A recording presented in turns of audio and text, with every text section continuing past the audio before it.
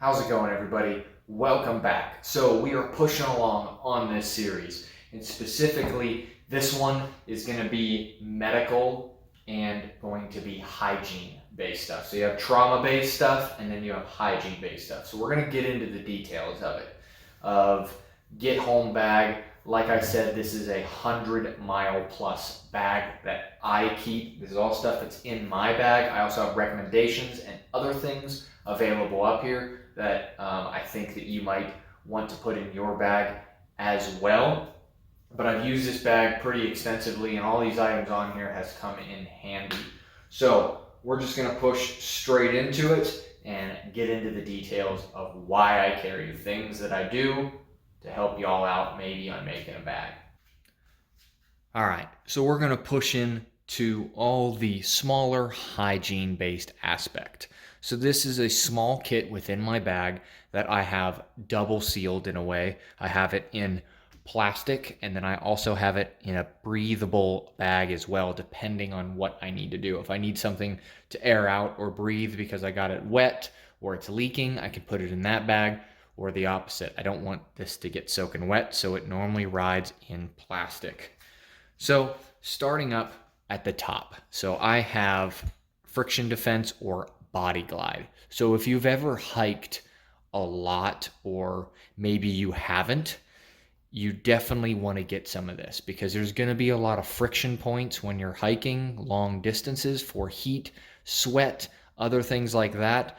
Your pack rubbing against your skin, there is going to be wear points or wear locations. It can harm you if you don't take the proper steps to keep them medicated and properly looked after.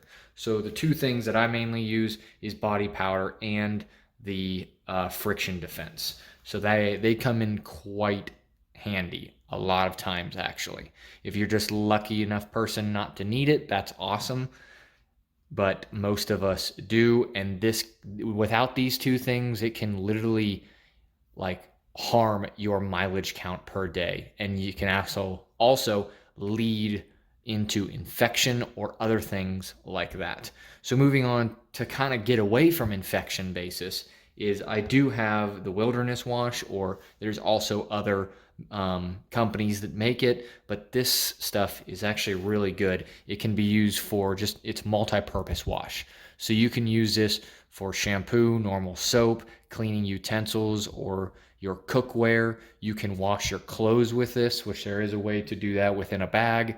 I mean, you can use this pretty much on whatever you need to, and it's biodegradable, so it's not going to leave anything behind, leave no trace, that kind of aspect.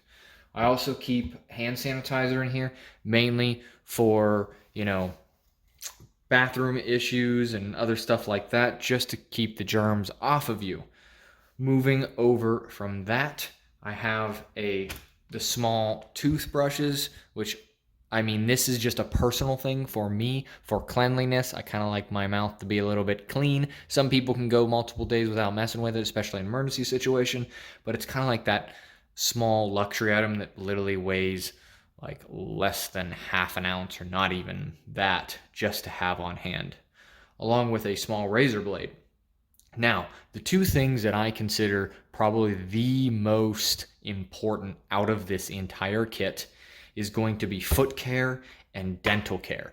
Those two things you need to have locked down in your bag. One, because your feet get you around, they move you around. If your feet don't work, you are not moving from the location that you're at without transportation, which we're talking about emergency situations, so you might not have that available to you. You need to take care of your feet. Multiple changes of socks that you can rotate out every day and at night, and then also having proper moleskin or other types of foot care based products, because you might get blisters. If you're hiking 20 miles a day to get home to your family, your kids, you might have some issues. So there is one other that I do not have here technically in my bag. It is leuko tape, which I would highly, highly recommend. Let me see if I can get the name in there so you guys can see it. I would highly recommend getting this stuff. This is it's like duct tape, but meant for skin. So I do not carry the whole roll because this whole roll weighs like 3 or 4 ounces, which is heavy. So specifically, what a lot of AT or, hikers do, they will wrap it around their water bottle just to take up the space. Cardboard's not in there, and I only do a certain amount. So there's enough on here to get me through, but this stuff is better than moleskin. It's waterproof. I mean, you can bleed through this. It's good against water, sweat, all that kind of stuff, and it's highly sticky. So I highly recommend getting some and putting some in this, but I have mine in my water bottle. So moving on to dental base aspect, like I said, that's the second most important. If you have a foot injury or a tooth injury, those are the two things to really stop you from doing what you want to do. Or you can continue on, you're just going to be in a lot of pain. So I recommend getting one of these small dental kits and then also upgrading and putting little things inside to further this kit along, the things that it doesn't come with. Just really lightweight stuff. So those two are my main, I guess, kits. If I could probably do without some of the other things, but those two are highly recommended, and which I would recommend for a get home bag, long range based bag. So moving on to more medical aspect, or medicine specifically, I do carry multiple packs of antidiarrheals, which that one is dehydration. You do not want that to happen. You want to hold your water, especially if you get sick, or say you're not drinking or filtering your water properly and say you get sick from it. Those are really good to have. Ibuprofen along with aspirin over here. I have allergy relief. I have some hydrocortisone, which is also kind of the same thing as antibacterial stuff. I forget what the name of it is, but I also have antiseptic wipes over here. So this, just dropped it like a professional, of course. But this right here, I duct taped it because you won't have a blowout. So this is the same type of cream like that, just to keep antibacterial cream and other stuff like that to prevent infection. So if you do have those blisters, you want to take this. Wrap in duct tape, you won't have a blowout on the trail when it gets compressed by something. I also have a higher dose of ibuprofen over here. And then I also have a spare set of glasses that are actually in a Benchmade, just a nice Benchmade case. But these are the old BCGs, if anybody's familiar with them, if they ever went through basic training, probably prior to, I don't know, when did they phase these out? 2015-ish, I think. I got mine a while before that. But everybody's probably familiar with the BCGs from 60s, 70s, 80s, 90s, and it just continues. So this is my full kit. There's not much here. This whole kit weighs 1 pound, 7 ounces. So like I said, I'm kind of big on weight. I always try to bring it down, but up my capabilities. So 1 pound, 7 ounces, I think that's pretty decent. I could cut down, but I would recommend going lightweight as well. So also one thing that I do not have in front here, but it's in another bag in my get home bag, is a towel. I have a larger microfiber towel, very, very lightweight, and that's to keep yourself clean or use as a blanket if necessary as well. So now I'm going to push into trauma, my whole full trauma kit, and we'll get into the details of that.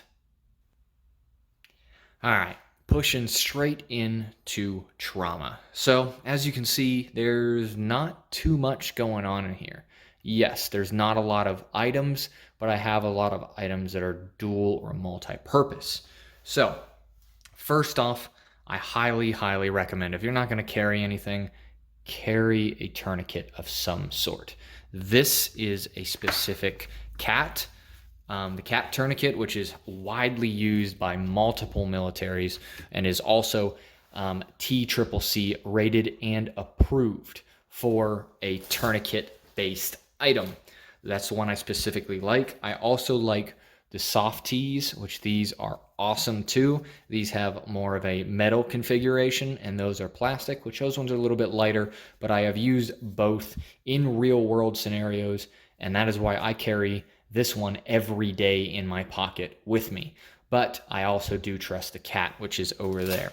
So for bleeding control mainly, your first main thing is if there's a lot of bleeding. Now, I'm not a medical professional, so Don't take my word for 100%, but I've been around quite a few situations and been certified in multiple medical stuff.